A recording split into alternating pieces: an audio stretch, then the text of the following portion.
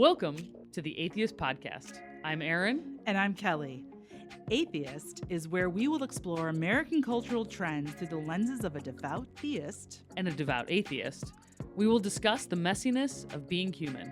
The latest in social science, psychology, and American culture. And what any of it has to do with Homo sapiens' longtime preoccupation with religion.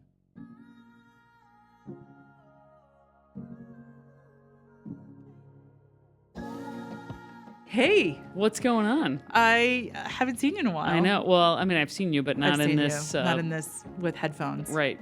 Yeah. So we're excited to be back. Yeah. This is a recap episode from our interview with Ben Hochman and Adam Flores. Who I saw not that long ago at Ben's birthday party. Oh, nice. I also Happy met birthday, Ben. Yeah, I met an Olympian there. Ooh. And a member of the women's soccer team. Yeah, the former.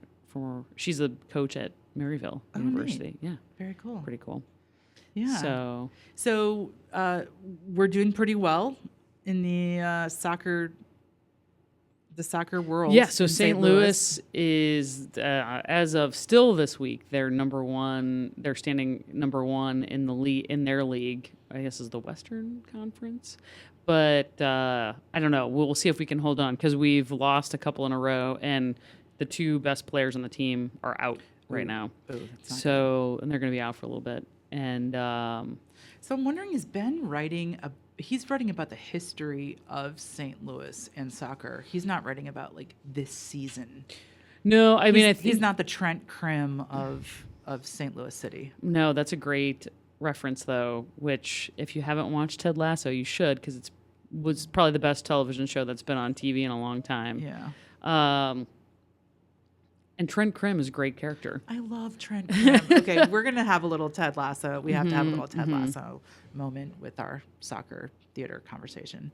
Yeah. I mean, it's the perfect marriage, right? Of entertainment, of theater and sports. And Ted Lasso in particular is just he's a wonderful character. It's sad that the show is over, but I think there might be room though for well, they left a lot of room for spin-offs. Which I don't know. Okay, we're going to be spoiling here. Are we going to be spoiling? We can spoil, and then if you haven't finished, then turn it off. Come back later. Yeah. So first of all, I want to ask you about. You just went to one of the games, the St. Louis. I did. Yeah. In the new stadium. Was that your first time? It's the first time in the new stadium. My brother got tickets. He applied for the lottery and got tickets in the supporter section. Nice. So he already made his money back. He sold a few tickets to games he couldn't go to, and he was talking to Lorna, and he's like, "Yo, you haven't been yet?" And we're like, "No." And he's like, "Well, just pick a game when she's off, and let's you guys go to the game." So it was great. Tips if you're there and you get tickets in the supporter section, you get there early.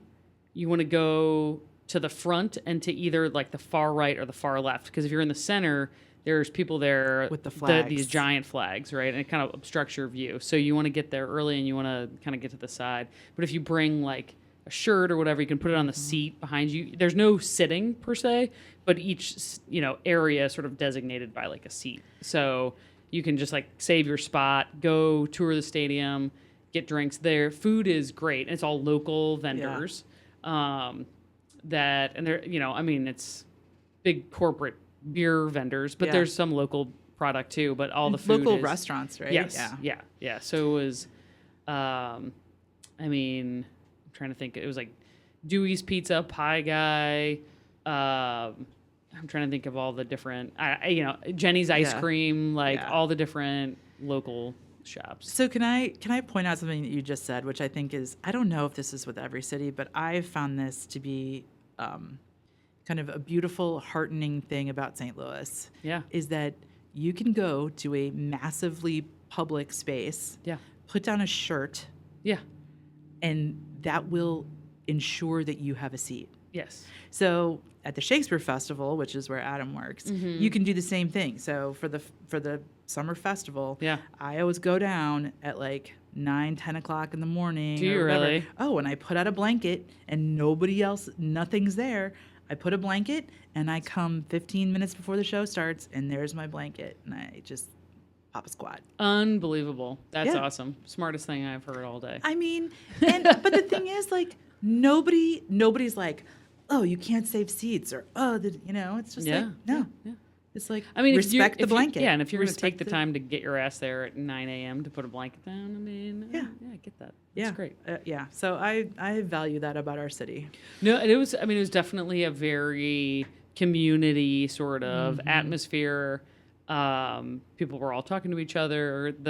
I was curious. There's like these dudes. And there was a lady, but mostly dudes, and they were kind of in front, amping the crowd up. Yeah. And they had their own little, almost cage, like it was like a metal stage they were on. Uh-huh. But I'm like, how do you get that spot? Yeah. One dude's dressed in a wrestling costume with the mask and everything. And, but I mean, it was fun. You got into it right away. There's chanting and singing, and it was, we lost, unfortunately, the game, but up and all the way to the end, people were, in good spirits and having fun.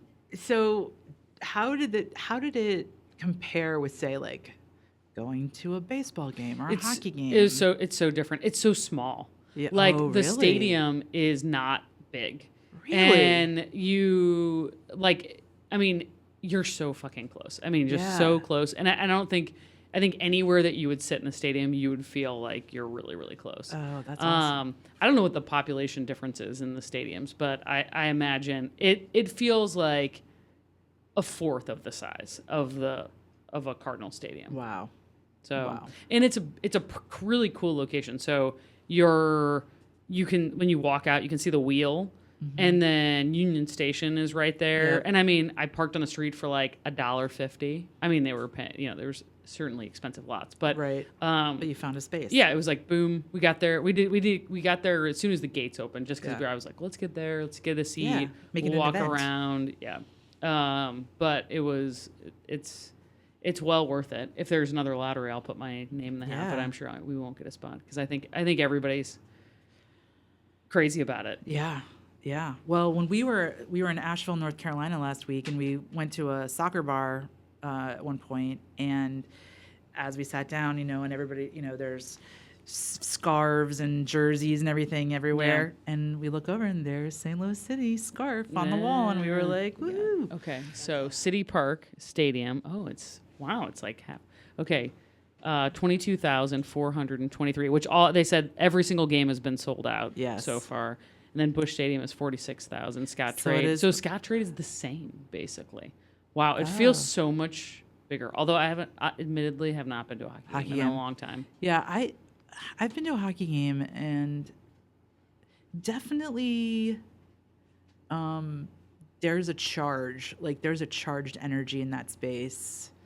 I mean, it's hockey, and people are beating each other up. I remember I was sitting next to my daughter, and immediately at the face-off, there was like a fight, and Hannah turned to me and she was like, "This is so hot." I was like, "That's okay, hilarious." But it is. I mean, it's like right there. It's like this energy.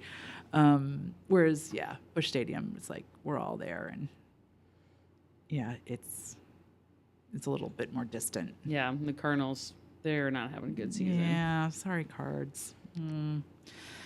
So. St. Louis City, awesome, great addition to this sports city. Yep. And soccer is beloved. I mean, I've talked to so many people that weren't even soccer fans, and they've been to a game and they're like, "Oh my God, I didn't even know I didn't even know that I needed this in my life, and I do now." Yeah. My dad, who I was surprised was as into the soccer team as he is, like he's a big baseball guy, follows the Cardinals, and never, he was a hockey player, never a soccer player. Like, he watches playing soccer growing up, but he has gotten so into it. He's like naming all the players and I mean, he is into it. So awesome. It's cool. I think it's attracting all kinds of people that you wouldn't have thought would be into it. And, I mean, I went to a Premier League game a long, long time ago when I was in England, and it's just so cool to have an environment like that in St. Louis. Yeah. And I'm always just, we live like 9 minutes from the stadium. I'm like, you get to just like, I can drive 9 minutes and I can park for like $1 and then go to this world-class event, and it's in my own backyard. Which is awesome. Which is why I love this town.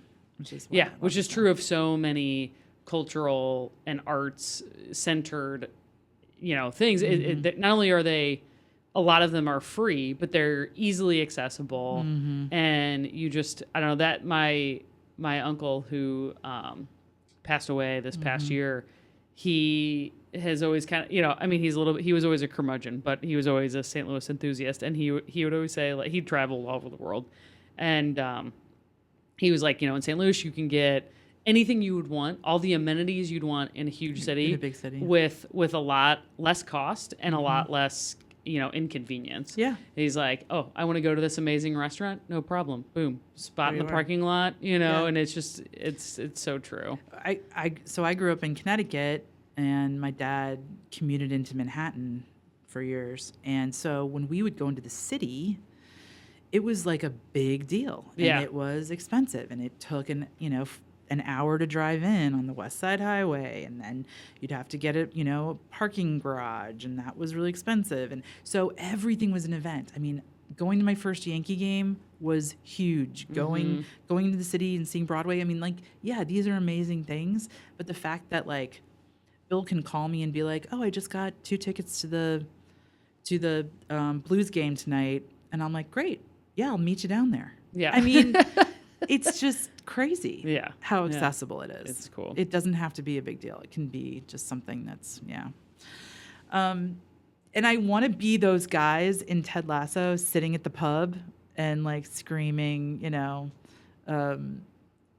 Jamie Tart, Jamie Tart. I just want to be those guys. I keep saying there's multiple songs that they sing at the city game, and I've been singing them over in my head over and over again.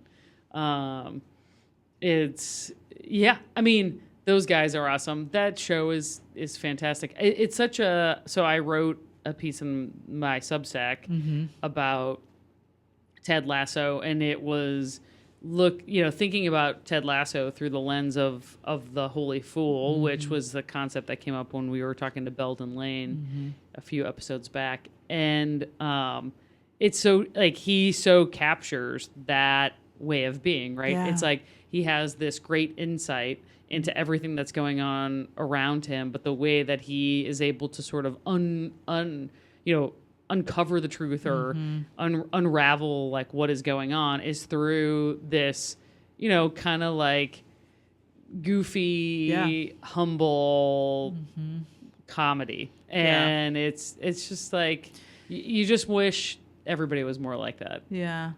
I think I was walking with a friend of ours, Carol, the other day, and Carol was saying that she had read that an interview with Jason Sudeikis when he said most of the comedy that we see is at the expense of somebody else. And he said when we made this show, I wanted to have comedy that never cost anyone part of their dignity.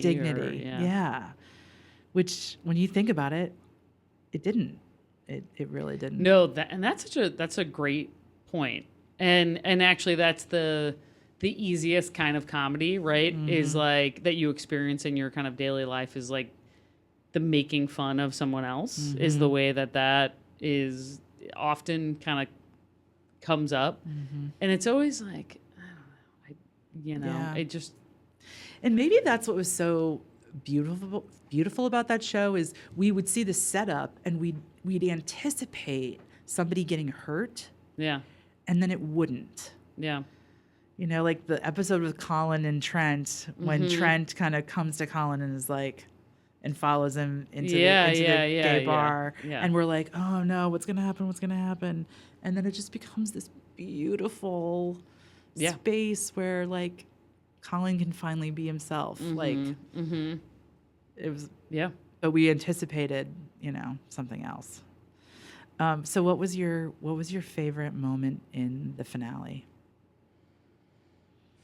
Do you have one? In the finale, probably. I mean, I thought it was super cliche, probably. But when Rebecca is like leaving the airport and it's like the little girl that runs into her, and then it's the guy that she was with, and you're like, oh, I knew that was coming back someplace.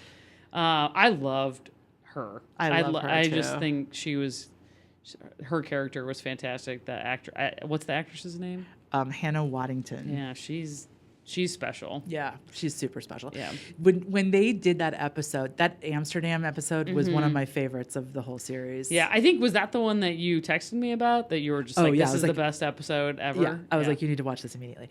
When she ends up on that guy's houseboat or whatever, and then she walks in to the little girl's room, I just started bawling. Oh. Like, just knowing that was, like, you were like, I know, this is going to happen. Yeah. I just started, I mean, maybe not bawling, but definitely crying. Is that your maternal instinct? What is that? Maybe. Maybe. My maternal instinct. I mean, she had just been through, like, going to the doctors and having that expectation, like, that the fortune teller is telling her you're going to be a mother.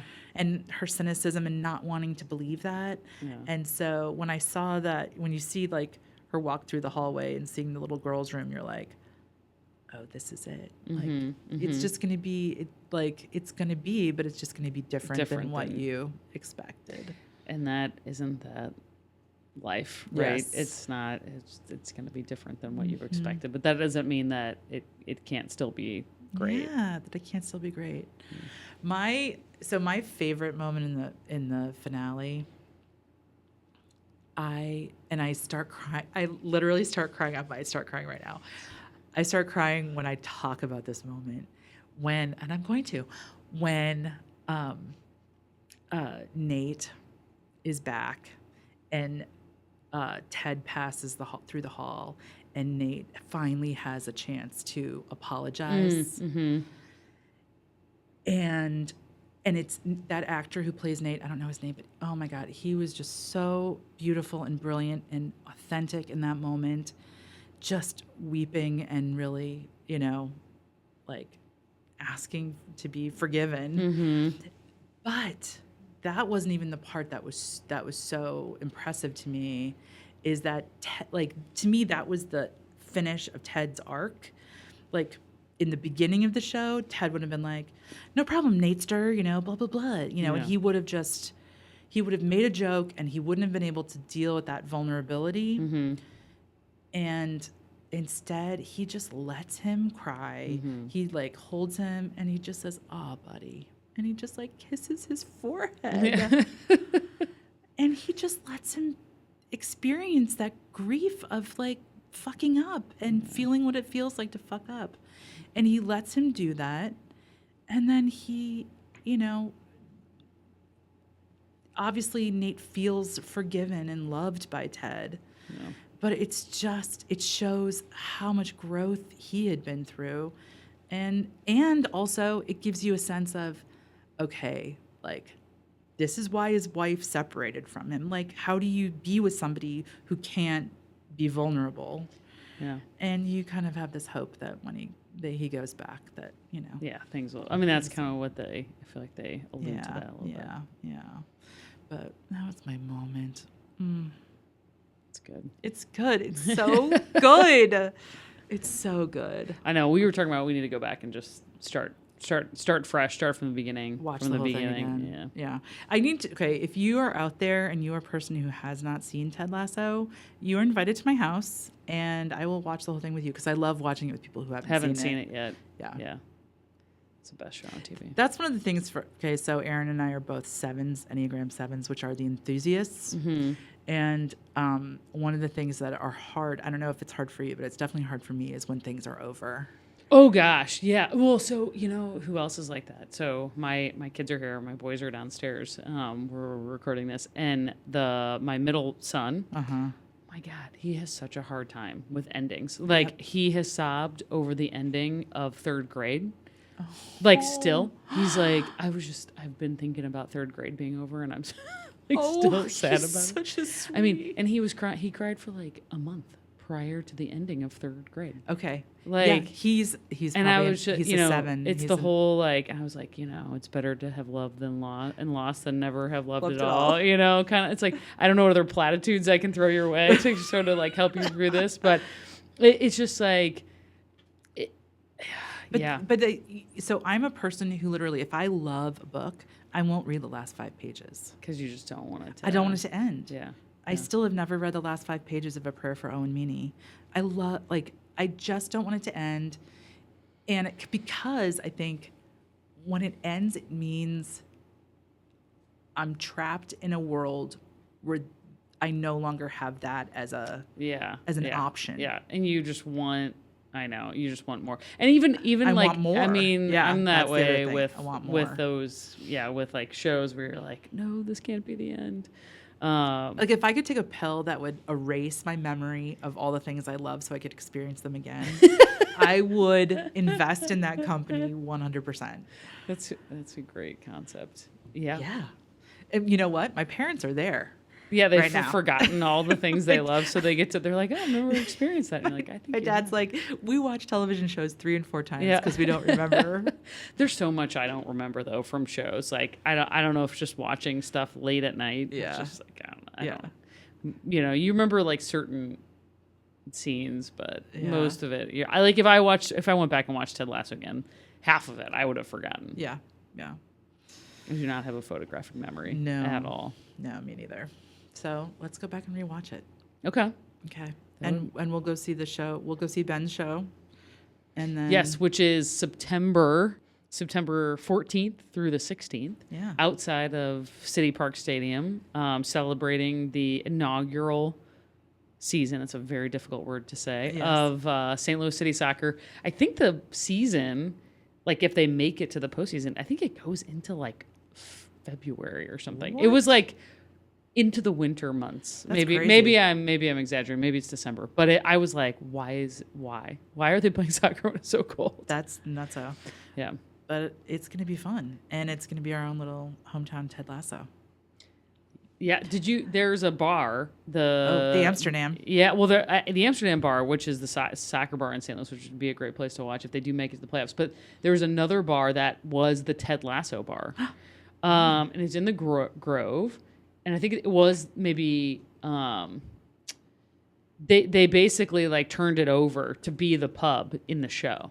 Really? So I could actually live out my dream of being those guys? Yes. Like I could do that. And I know it's in the Grove. I can't remember if it was the old like Fire Cat or Cracker or whatever pizza place, but I think they redid it to be the Ted Lasso soccer bar. So we should definitely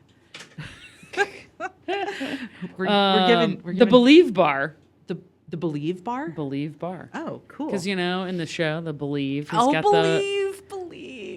When they put it all together, it was Sam pulls it out of his pocket. Yeah. They all like had the pieces. I was like, there's no way. There's no way. There's no way, but they do.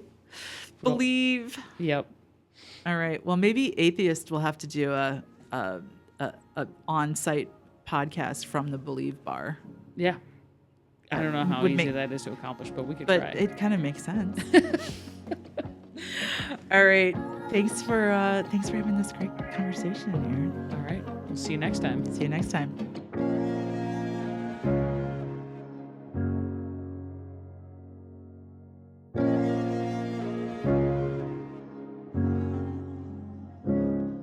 Erin and I want to thank our listeners. The support and feedback you all have given us on this journey means a lot to us.